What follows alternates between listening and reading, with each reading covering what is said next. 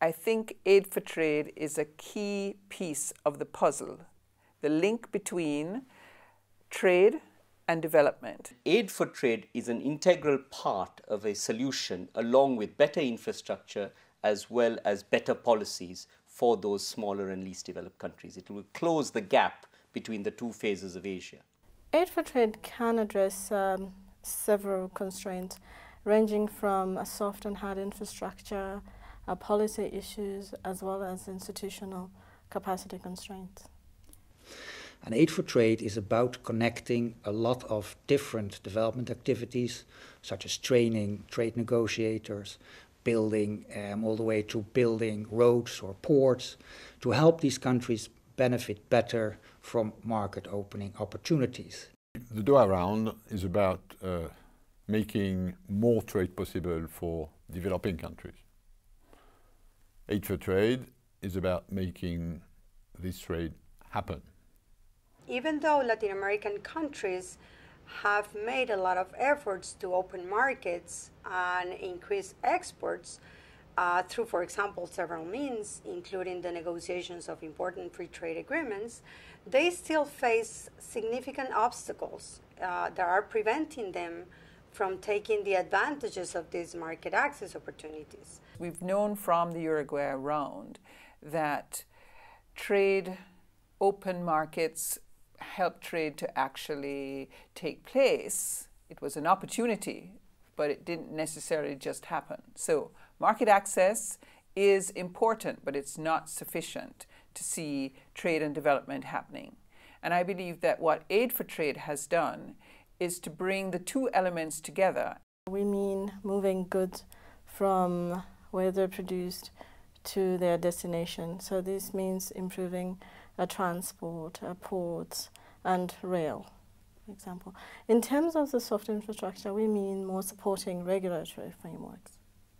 The innovative character of the Aid for Trade initiative is that it has established an accountability mechanism between the trade community and the aid community to assess what is happening, what is not happening, and where improvements are needed. WTO has been given this role of coaching Aid for Trade globally, together with donors, recipients, bilateral donors, multilateral donors, regional development banks, which is why we have convened a rather large crowd for this event.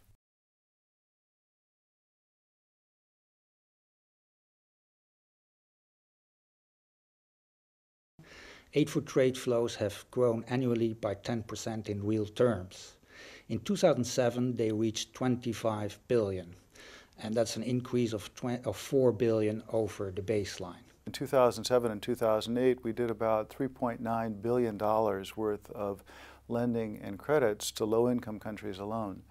That was for things like trade facilitation, for programs to improve the competitiveness of the economies, to help with investments in policies and regulations.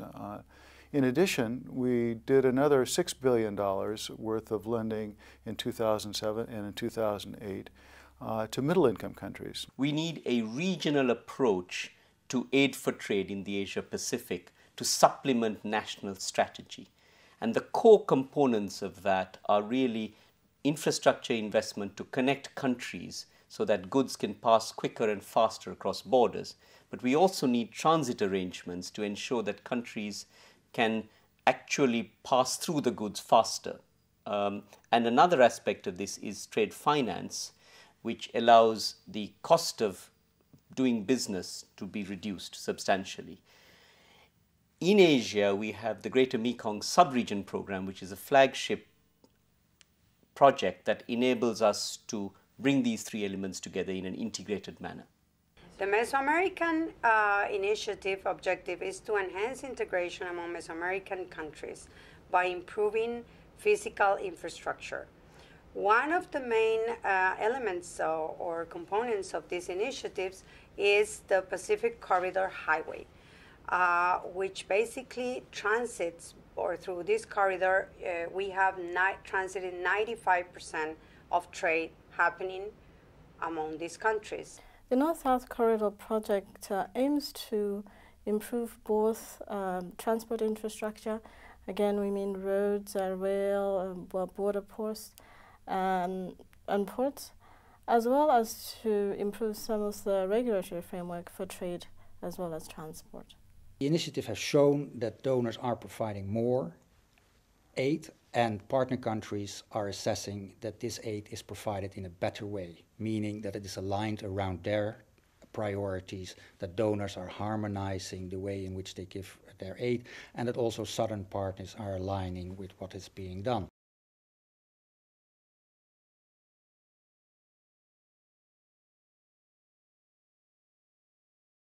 Very evident is the impact that this financial crisis and economic crisis is having in the developing world. Massive adjustments taking place, massive fall off in employment.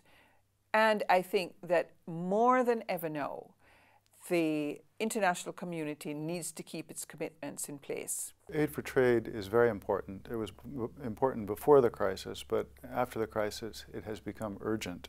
I think that the financial crisis means that there's a lot of pressure on governments to look at their domestic situation. Investments that are needed for growth tomorrow tend to get put off. And that's the role of Aid for Trade. If Aid for Trade can be increased in this environment, it will help countries position themselves to grow once economic recovery begins.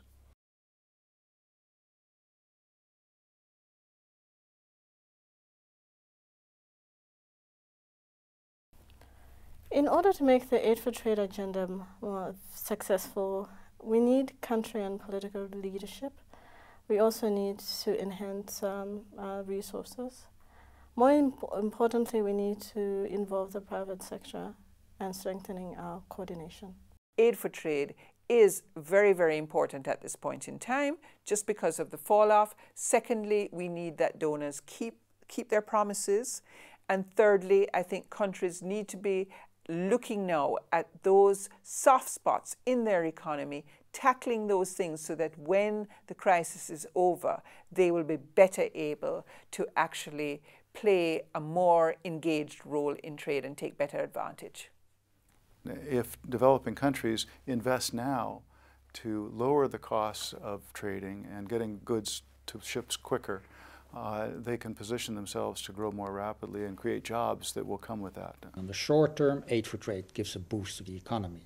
But on the longer term, we need to connect this agenda up to the wider development agenda. And as the OECD is saying, we need to aim for a safer, cleaner and fairer world economy.